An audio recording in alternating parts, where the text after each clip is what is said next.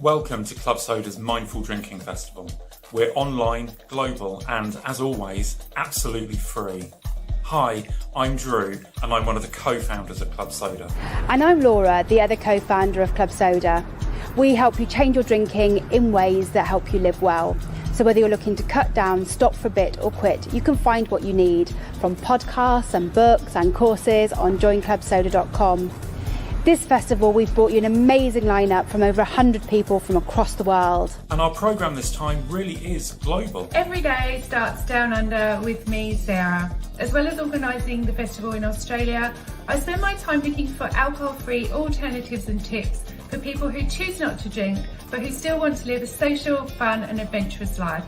And I'll be wrapping up each day here in the States. I'm Amanda, your US festival host and coordinator, and I'm also a mindset coach who helps women change their relationship with alcohol so that they can start living their most authentic life. Each day with a rolling programme of inspirational panels, conversations, social events, and opportunities to discover new low and low alcohol drinks. So whether you want inspiration to change your drinking, Or to connect with other people, or you want to discover and enjoy a new low and no alcohol drink, The Mindful Drinking Festival is for you. cheers! cheers! Cheers! cheers.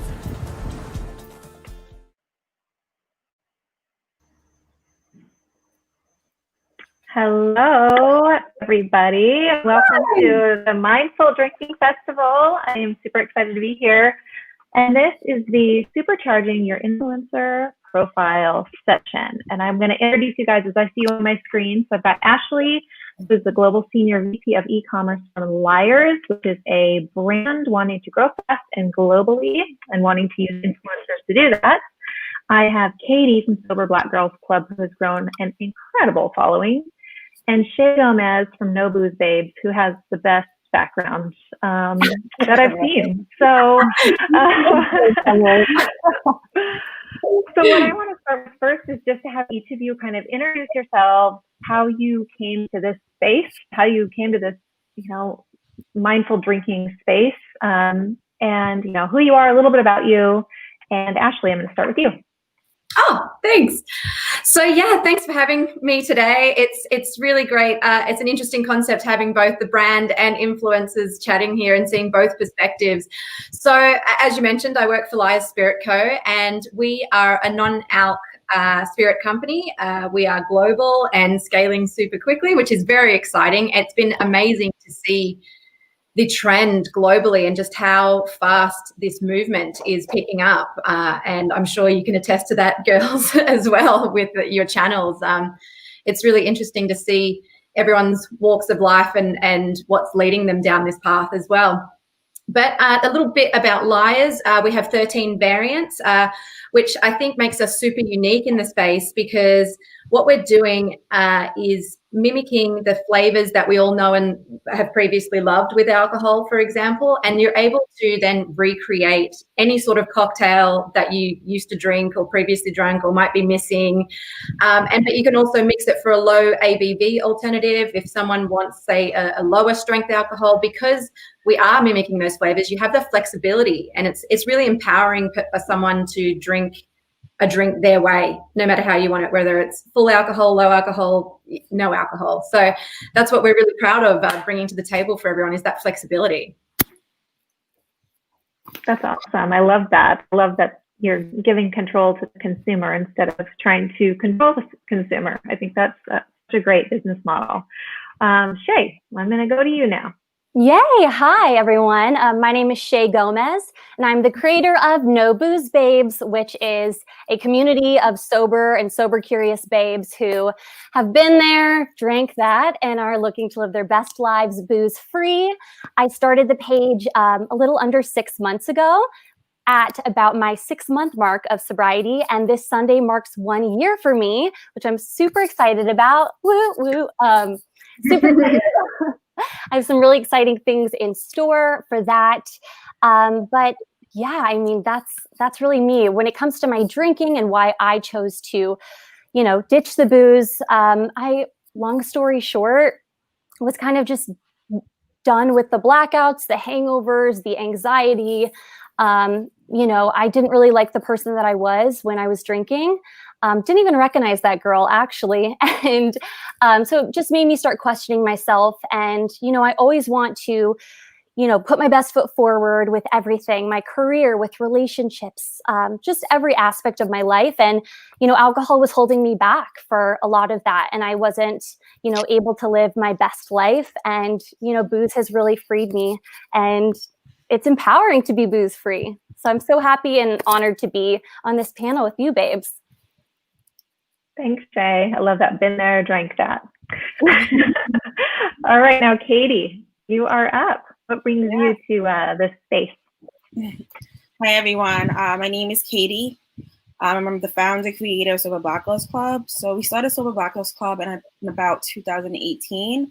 At that time, I really wasn't too sure about anything in regards to like alcohol. It just wasn't like a concept. Alcoholism wasn't a concept. Substance abuse wasn't a concept.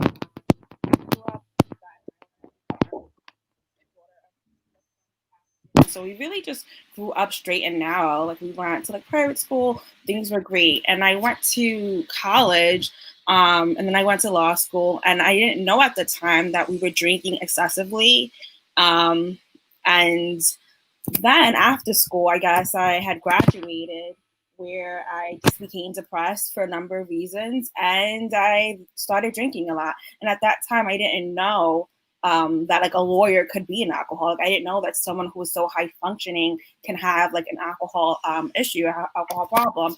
So that's when I decided to create Sober Black Girls Club, to just give the narrative and share different narratives of why one would want to become sober and practice sobriety and enter in recovery.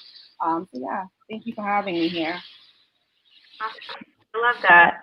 And I guess I didn't introduce myself. I'm Emily, and I consider myself an accidental influencer.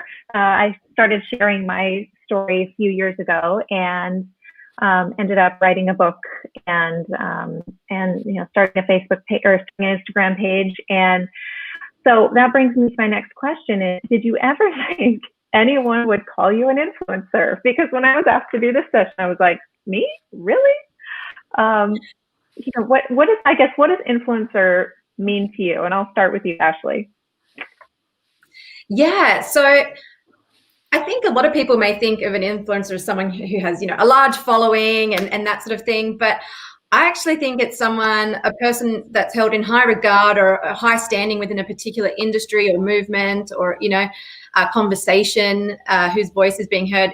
I wouldn't necessarily consider it as someone with large following, especially in this sober, curious space. I see there's a lot of micro influencers that have such avid, active, engaged followers that, I find we have found so many amazing influencers in this space that are so passionate.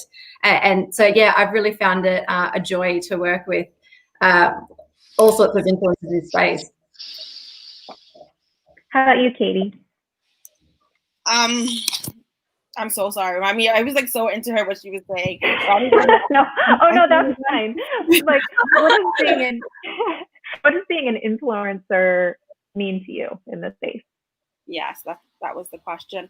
I think like for me, I think it all depends on your mission. Like, what do you hope to accomplish with your page? And for me, it's to show girls who look like me, brown and Black girls, that what alcoholism and substance abuse looks like in our community.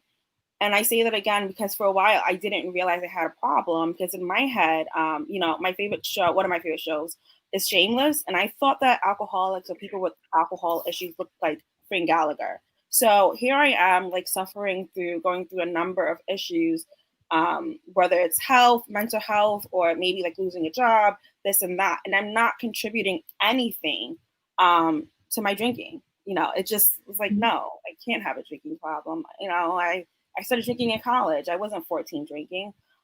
So for me, being an influencer means influencing, I guess, my community, allowing them to see the different sides of what it looks like to, suffer from mental health issues, including maybe alcoholism, depression, anxiety, etc., etc. And it means just to be really vulnerable and transparent. I guess that's what it means for me. Other than that, like the followers and all the other stuff don't really matter. Just like what Ashley said, it doesn't really, I don't think that really contributes. I think making a difference and yeah, just making a difference and being visible in the community means influence. And I think that's why people end up following you, because I think that vulnerability does translate for sure. How about you, Shay? What does being an influencer mean to you in this space? I think being an influencer to me is all about the community. It's all about the connection. It's about building that trust. I think I didn't even realize, I always thought on Instagram an influencer was like a model with 1 million followers and the perfect body and all these things. And I think it's so awesome to see in this sober space that there are so many men and women sharing their raw stories, and that connection and building, getting to know them on a deeper level, getting to know their stories, sharing, a lot of followers share their stories in DMs, and building that connection, building that community. I think that's really what it's all about. And creating great content that connects us all.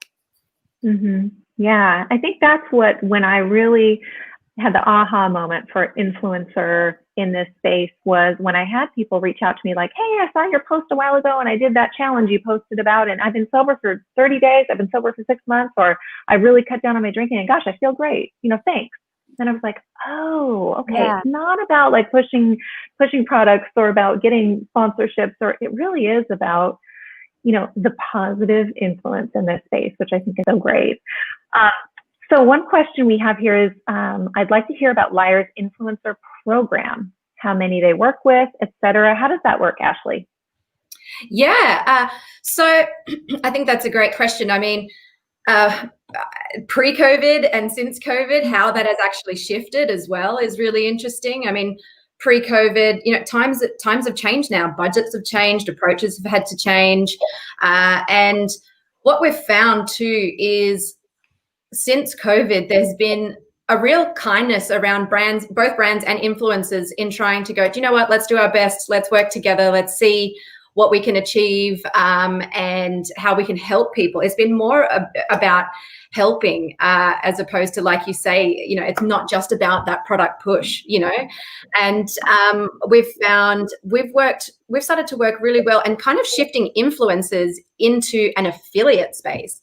So we're working with influencers going, would you like to, work on a commission basis? And let's work on a way where we can do, sort of content that works for both of us, but then also you're getting something out of this.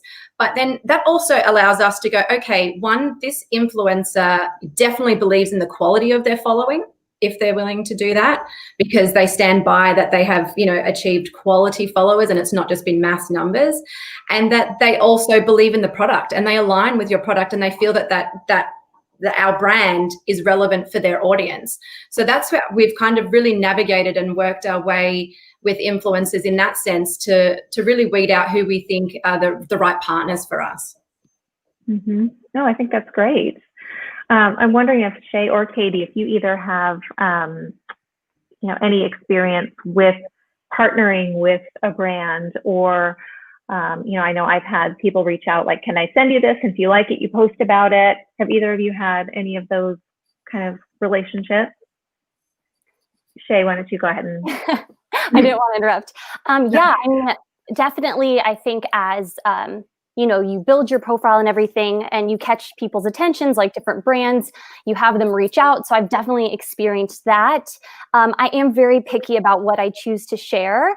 When it comes to my content, it's like what's going to benefit the No Booze Babes the most. And if I actually like the product, I'm never going to, push anything. I'm never going to push anything on anyone, but I'm never going to say, I really love this. Like, here I am drinking it. If that's not the case, I oftentimes share on my stories, what I'm sipping on for like happy hour or my sober sips. And, a lot of people reach out asking like, oh, well, how was that? And I will be totally honest about that. But, I think when it comes to partnerships and everything, that's something I'm still navigating. I feel like No Booze Babes has been so wonderful and really grown before my eyes. And it's been great. But so I'm just starting to get into figuring that out, what that looks like for No Booze Babes.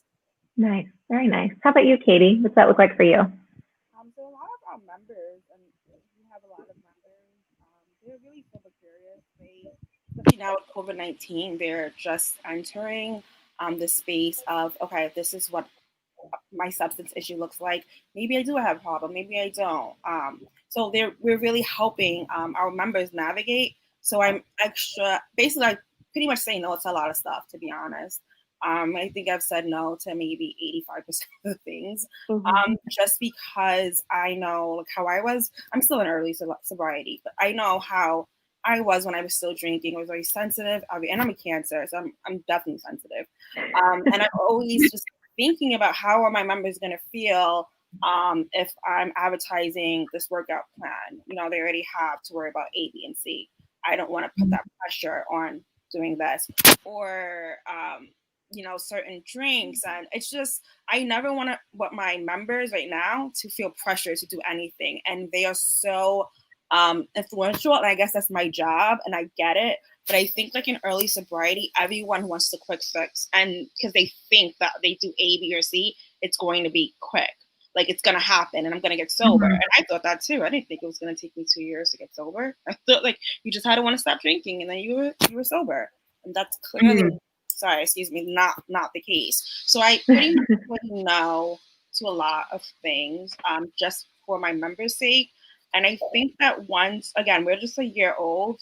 I think that once we maybe, you know, have a lot more time and more, I guess, administrative help, we can start vetting these like the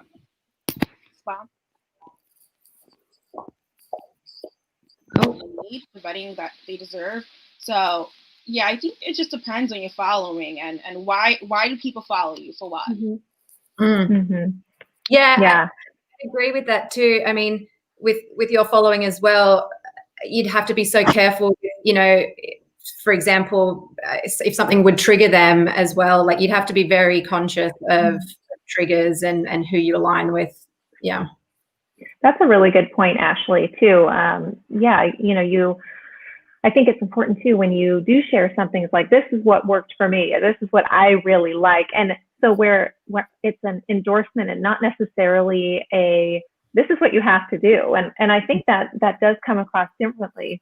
And, you know, again, when I thought of influencers coming out of the gate, I would think of like a celebrity posting about, you know, a diaper cream. And my thought was always, do they really use that? Do they really use that? And so when I think about this influencer space, I really look at the Lisa Sober influencers that I follow and say, like, I know she drinks that. I know she uses that. I know. And I feel like because there is so much more transparency and vulnerability there to begin with, I feel like there is more trust there. So I do feel like the influencer partnership is so much more effective, in my opinion. Yeah, the partnership has to be authentic. It can't just be, oh, okay, we've partnered now and we've paid you X and we put up a post about a sale. Do you know what I mean? Like it can't be that. It's got to be genuine content, a genuine partnership where there's, you know, content that benefits both. Yeah, for sure. So we have one question come in on any tips on building an audience or community on Instagram. Who wants to take that one first? I'll go ahead. Okay. I'm definitely no expert, you know, just kind of do my thing. But I would say for building an audience, stay true to yourself, because like we were saying with even the partnerships, people are going to trust, you know, people go and they want to build that trust with you. So I say, of course, be yourself. And also content is key. I think especially in the beginning, I try my best to post every day. I think just having that consistency, and again, it's building that trust that, you know, people are going to go to your page and know there's going to be a new post.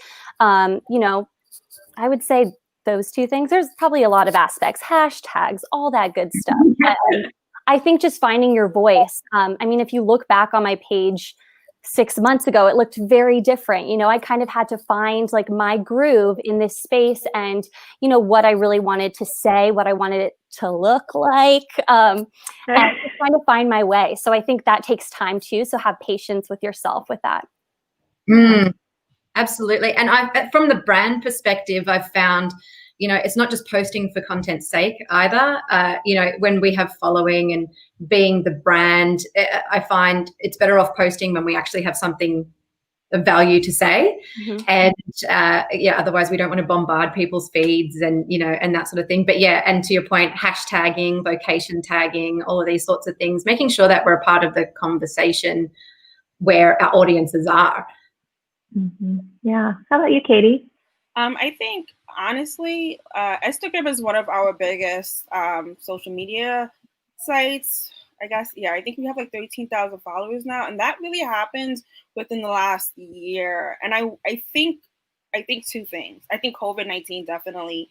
I think like since March, I believe, I think we had like 3,000 more followers. And I think it's really important to know what's going on in the world, to know what's happening. And I mean, if it's authentic, pursue it. If it's not, I'm not saying just to whatever's happening in the world, then just try to like capitalize off of it, or make it like something that you don't believe in, or maybe you don't really have a connection with. But I think that just really, again, knowing your audience. Like I remember, in like March, April, I was getting so many emails and DMs like, oh, I think I'm this, I think I'm that. And, so I took that and I'm like, okay, they don't even know what they're experiencing. So now I'm going to provide content that shows like, listen, hey, maybe if your memory is like awful, like I know my memory was awful when I was drinking, that can be a sign that you may be drinking too much, So again, just really, I think the key is, like Shay said, being authentic. That's one thing. And I also think just knowing like, who do you want to help? I think that in the beginning, when I first had Sober Black Girls Club, it was all over the place. I didn't really know. At that time, it was just a blog. And it was just a place where I vented and just talked, like said what I wanted to say. Then I navigated it to, I want to help people who are in early sobriety. I want us to be this community. So I tailor most of my things to them. Then at the same time, it's like, okay, so now women who have like 10 years of sobriety want to be, I don't know if that was me, want to be involved. And then they want to help, and because they want to help, the woman who have 6 months, 7 months. So again, I think that just really being authentic and really understanding like, who are you trying to target? What is your mission? What is your goal? And also, just lastly, I think being original is so important. I think that there's so many aspects of like sobriety. I can't wait to see a sober page dedicated to trans folks, dedicated to those who have disabilities. There's so many, like maybe those who live in like the suburbs, like I don't know, but there's just so many ways you can be original. And I think that makes the difference, because people just want something to connect to. So if they can connect to you, your following will increase. It has to. Yeah, I mean, we're all so much more similar than we are different, but we all have our niche. I find a lot of people following me because I have kids and I'm sober, and gosh, how did you get sober with little kids at home? Like, how did you not just want to drink all the time? And I think for me, building a following, it came from following people who I really identified with, and so by looking for like, who do I follow and why do I follow them, and seeing what they're doing, not to recreate what they're doing, but to see this is really the voice that I'm following. Why is it? What is it that I want to convey to my audience? And also, I think interacting, like the more you give, commenting on other people's posts who I really like, and sharing their content, I feel like always comes back twofold, because you're helping promote other accounts, people you really love and want to see do well, and they want to see you do well, and it just kind of becomes this, love bubble, I guess. It's just this really, you share. Yeah, we've definitely seen that. Yeah. Okay, let's see what other questions we have over here.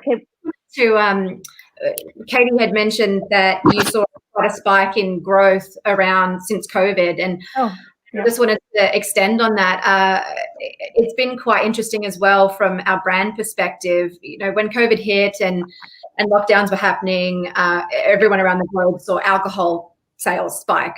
But at the same time, online sales for us also went up. And we were following the Google trends of what was happening, and we suspected there might be a pattern, say after like 3 or 4 weeks of people being in lockdown, drinking to excess, and then realizing, hey, I don't know how long I'm going to be in this, and I can't keep continuing. Like, lockdown could be for 6 months. I can't keep continuing to drink at this pace. It's not healthy for my mind. It's not healthy for my body.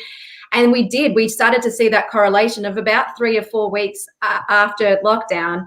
We then started to see the spike in volumes of search for non-alc options. People were then starting to go, I need to make more mindful choices. And that's probably where we've now seen these spikes in our pages since COVID, because people are really, which I think is a positive thing. I think they've gone, right, I need to make more mindful choices to get through this. That is such a good point, because I think we've all seen how, the amount of alcohol purchases, went up, I think 50% in March, right when the pandemic hit. People are like, well, I got to stock up. And, the liquor stores were the first thing to be sold out of everything. Yeah, it was like, I got my toilet paper and my champagne. So it is interesting to know that, I do think there is a second order effect of all of this stuff. And where people, if they are at home drinking, and even people who are mindful drinkers and who do, don't have a problem per se, and I hate to use that language, but where they were just social drinkers, and now they're home and they're saying, well, I'm not being social, I'm home and I'm still drinking, what's going on? Or there's this swing of, okay, let me make some other choices. And I think we'll probably continue to see it as this pandemic goes on. So that's a really good point. Okay, so this is a good question. Do you have any advice for incorporating getting sober with fitness, especially with mommy wine culture and beer 5Ks, etc.? Man, I tell you what, that is one of my hot button topics, is the wellness plus alcohol connection and the mommy wine. I mean, there's certain brands of wine that I won't say the name that have like mommy in them, and just, I could go on, but I won't. It's not what the session is for. But I would love to hear from you guys as far as how do you incorporate wellness into your, I guess, influencer profile, if you will, because I think people are so much easier for people to talk about. I'm going to give up gluten. I'm going to stop using this certain kind of product, but pass me the wine. And how do you guys incorporate that just into your general wellness? For me, I feel like fitness and wellness, they're self-care, and they're less about like how you look. They're less about weight, and it's really about self-care and like a way where, we can release. So I know for me, like one of my issues was imposter syndrome, just feeling like I had to be perfect, feeling like I had to look a certain way. And that led to me drinking excessively once I realized that I couldn't be perfect. Once I realized that, I was in the firm, they brought in this other girl, and now there's two of us. Competition. It's always like, how do you look? Not really how you feel. I know for me, that was like one of my biggest issues, and what led me, in my opinion, to develop my drinking problem, led me to drink more. So I'm always mindful in terms of, one, a lot of people do not look the same, like as how they look like online. So I never, ever, ever want to like push or promote image. I'm all about, you need to do this because it's going to make you feel good, especially if you've been drinking, just going out for a walk, then going out for a jog, then months later, maybe start running. So for me, health and wellness and fitness is all about self-care. But again, I think that you have to determine that based on your audience. Like, I'm not going to pressure my girls to lose weight when they're trying to learn how to stop drinking, like I'm not going to do that. That's awful. I would never do that. But maybe if your audience is, I don't know, athletes, athletes who no longer want to drink, maybe if your audience, women who have 10, 15 years of sobriety, maybe now is the time that they can, focus on fitness. There's nothing wrong with that. So I think, again, it just really depends, on your audience. Yeah, and I think that's great. Like, and again, that goes back to being authentic and what's your voice and who would you follow and what speaks to you. How about you, Shay? How does that kind of get incorporated into your profile? Yeah, I mean, I agree with Katie. I think it can incorporate very naturally if that's the lifestyle that you're choosing. Again, if it's a personal page and it's an emphasis on fitness and wellness, then speak and live your truth. If you are trying non-alcoholics, or if you are a big fan of club soda or kombuchas, incorporate that and show you're following that, because they are building that connection with you. They want to know you and your real life. So I think that's super important. And also when it comes to alcohol, I mean, especially at the beginning of ditching the booze, your body is healing again. So again, like, you have to, you allow yourself that time to heal, for your mind and body to heal, for you to work through all of your feelings. And so I think, obviously being booze free and wellness go hand in hand. Because like Katie said, it's all about self-care. It's about healing ourselves. It's about listening to our bodies, listening to our minds, and doing what's best for us. So I think it'd be a natural thing to incorporate if it's your truth. Yeah. How about from the brand side, Ashley? How does that look? Yeah, I think this is such a valid point. I mean, when we were initially starting with Liars and we were trying to identify, okay, let's identify different segments. How do we know why someone's choosing to not drink, whether they're sober curious, whether they're completely, are not drinking at all. And we kind of identified, obviously there's things like, being pregnant, or, if you're a designated driver, but we identified this whole wellness segment because, like you say, there's self-care, but there's also, people might not choose to drink because they have to surf the next day, or they have a soccer game that they've got the next day, or they're training for a marathon, or where alcohol is impacting performance. So it's almost like there's like performance drinking as well, if that makes sense. So we have partnered with several, so for example, Camille Vidal, I'm not sure if you're aware of who she is, but she's La Maison Wellness. She does a lot of low ABV and non-alc cocktail making, but she also is in the wellness yoga space, so a lot of her content revolves around that as well. So we partner with her. We're also just recently partnered with Doze, which is a wellness website, and we're talking about how you can make mindful choices throughout the day and how Liars can be incorporated with that. So a mindful choice might be, okay, I'm going to go for a walk today, but I'm also going to do some meditation. And then, I might cut out alcohol for 30 days just to make sure that I'm, managing my stress levels because I'm working from home so much. And I can make a cocktail at home that's non-alcoholic. And I can find that quite therapeutic too. I mean, there's an art to mixology as well. And so we kind of incorporate that whole, here's a day in the life of some mindful choices. And we've had marathon runners that we've, done blogs on and things like that have said they're, drinking Liars because they know that alcohol will impact their performance. So they would prefer to still feel like they're out and drinking a gin and tonic that's a non-alc gin and tonic, and they can join in with everyone else, still feel social, but still run the next day. So that's how we've kind of incorporated it. I love that. I think you should be at the finish line of those 5Ks instead of the alcohol beer. Even when I know, even when I was a drinker and I was partaking and I'd get to the finish line and I'd be like, this is weird. Like I even thought it was weird then. And now I really don't get it, but I know it's money driven. I know there's that whole thing, but I'm glad that question was asked. Okay. This is a good one.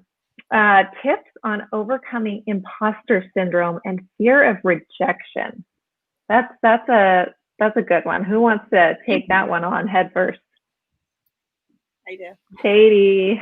Yes, because I think in the beginning, before I had Sober Black Girls Club, I think I had like another page, and I was always like worried in the beginning. And at that time, I was still drinking, so my emotions were like everywhere.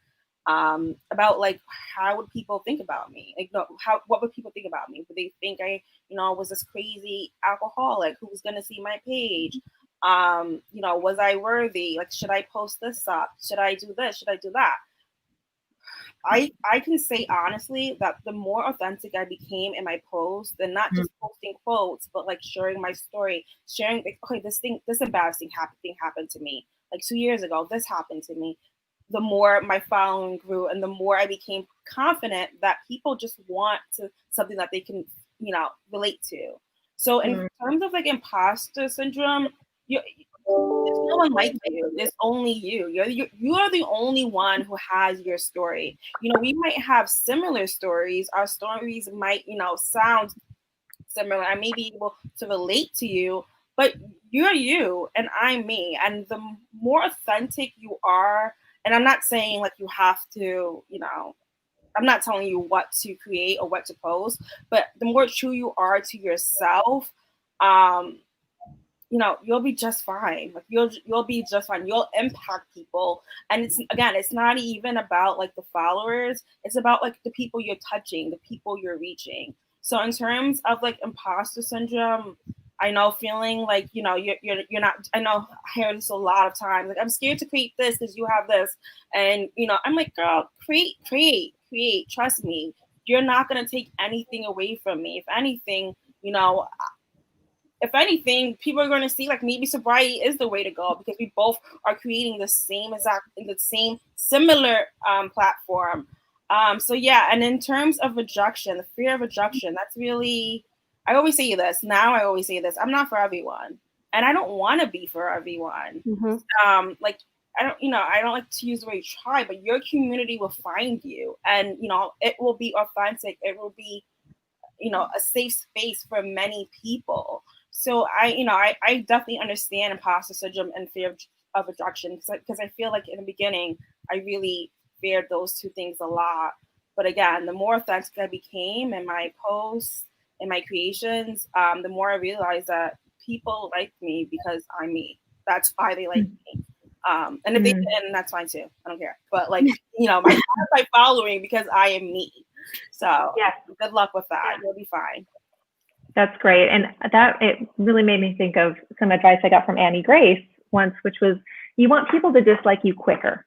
It's like if I come out of the gate and I'm like, I'm not drinking, and then all of a sudden, you want to find the people who need to hear your message quicker, because if you get through to that one person, that's what I always say. It's like, am I worried about losing a few followers, or am I more determined to reach the one person who needs to hear this? And I think if that message is louder, then you kind of need to quiet that voice. It's always going to be there. But how about you, Ashley?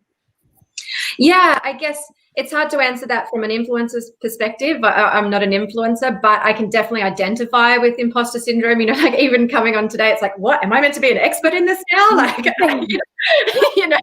it's like, but you tell yourself, and it comes back to what Katie's saying, is that authenticity. I just share my story and share what we're doing and how we're working. And there's nothing false in that. There's nothing imposter about that. I'm not trying to act like I am the expert. In terms of fear of rejection, I think that's something also that comes with age as well. I think when we're younger, and I know in my teen years, that want to feel the approval. But as I've gotten older, you're getting more confidence and more like, I don't have time for that. I'm going to be me, and I'm going to stand in what I believe and what I want to talk about and that sort of thing. But I also think a bit of an overshare, but years ago I was an actor. Like I did acting when I was younger, and I think it actually taught me you get 99 no's before you get one yes. So that has actually helped me in my corporate career, and just understanding that rejection doesn't necessarily mean failure, and so I don't have a fear of that because of that. That's actually something a completely different industry has helped me throughout my life. Yeah, and I think when you're in this space too, when you're in the space of people who are trying to get sober or not drinking or just exploring it, sober curious, at least for me, like I failed constantly. Like I tried to stop drinking many, many, many times. So if you have to totally embrace failure or slipping up or whatever it is, and really kind of throw yourself into it. And like Katie said, the more authentic I've been, the more I've shared. Not that you have to put your whole life out there if you don't want to, but the more I share, it's like, should I turn this secrets from the skeletons in my closet into a blog post or an Instagram post? It's like all of a sudden it's like you realize how beautiful it can be when that translates It's people. quite freeing to, quite freeing, yeah. for sure. How about you, Shay? I agree with what all of you are saying. There's that quote that no one is you and that is your power. And I totally believe that. And really, to be honest, getting sober has allowed me to step into my power and to really embrace who I am completely. I am definitely guilty of imposter syndrome. I think especially in this space on Instagram, you see all these perfect people with these what look like perfect lives. And I was guilty of that. On my personal page, I would, be on rooftops like with rosé, and I always had a drink in my hand, and I thought that was so elegant and classy. And, I fell into that trap of, glamorizing booze. And it wasn't until, I questioned my relationship with alcohol for a very long time. I did, dry January, no drink November, all that. And I continued to drink. And so when it was really like, okay, this time, like, this is it, I'm going to do 3 months and see how that goes. That's when I really allowed myself to embrace who I was. I was no longer having alcohol numb any parts of me. And so that's super empowering to be like, I am always myself 100% of the time. And that's what I like to bring to my page. That's what people are going to connect with. They can see through the BS, they want that genuine connection. They want to get to know you. And really, No Booze Babes was kind of like my coming out party. Like for years, I posted those perfect pictures and la, la, la. And yes, I still enjoy a fun, pink, glittery background and all of that. But, it was me really saying to the world and to friends who may not have even known that I wasn't drinking, here I am, I'm booze free, and I'm dang proud of it. So I think just stepping into your power, owning who you are, and being booze free is something to be so proud of. So I think especially in this sober space, sharing the good, the bad, and the ugly. I shared a post a couple days ago that brought up a lot of tears and emotions for me, but it was also like with that post being released and with sharing something that I felt like was a secret, it was kind of like I released my shame with that. And the feedback was amazing because people can relate to that. We all, have aspects of ourselves that we maybe don't love so much. And that's why we're trying this booze-free life, or, trying to be aware and be mindful of what we're putting in our bodies. But there's no shame in your sober game. And I say, be true to yourself and step into that power. I love that. My Instagram handle is Highlight Reel Recovery. My book's called Highlight Reel. And that's kind of this idea of imposter syndrome is really where that came from, not because I'm an imposter now, but when I was drinking, I was the imposter. It's like, here's the highlight reel that I showed you. Here's me in front of this brand new car. What I didn't show you is that I got a DUI and got that car towed away that night, And so that's when I flipped it on its head and said, I'm going to be real, REAL. And I'm going to show you what really went on, because I do think we all look at Instagram, and even the most authentic and vulnerable of us I'm still going to put the picture that I look like, the least bad in, right? We're human. And so even the most, it's really still a filtered view, and to always make sure that that's in the back of your mind too. Like, social media still isn't reality, and we are here keeping it real, but it's still just what we want to show. And so that's something I always remind people too, is if you have imposter syndrome, you're comparing yourself to something that's not even real in the first place.